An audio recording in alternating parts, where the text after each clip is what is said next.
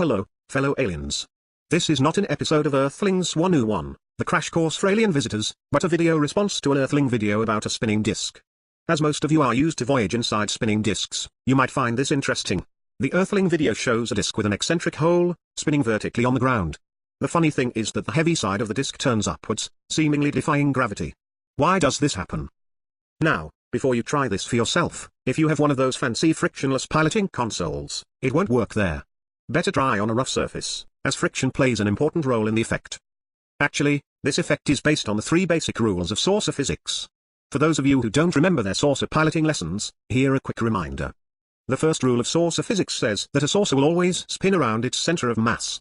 So, if you abduct a herd of cows, and store them all on one side of the saucer, the spinning axis will be somewhere between the geometrical center and the cows. That's why you always check your cargo distribution before lifting off. The second rule of saucer physics says that when the saucer scrapes horizontally over ground, it will have the tendency to tip over.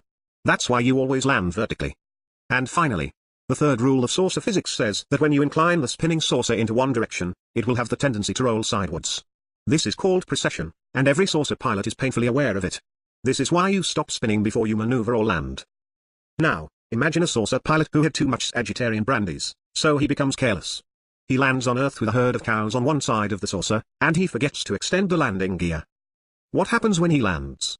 Well, the point where the saucer will touch the ground will not be below the center of mass. If the saucer is not spinning, the saucer will just tip over.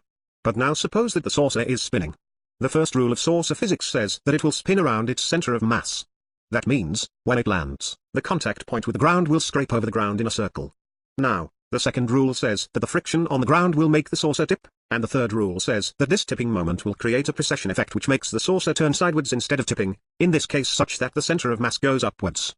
So, the cows will move upwards, not downwards, but back to the spinning disk. It's basically the same thing, only without the cows and the saucer. The disk rotates around its center of mass, so, unless it's in a perfectly symmetrical position, the lowest point scrapes in a circle over the ground, which creates a tipping torque, which is just what the precession effect was waiting for, to turn the heavy side of the disk upwards. This happens continuously until the center of mass is above the contact point with the ground. By the way, humans have a toy called Tippy Top which basically works the same way.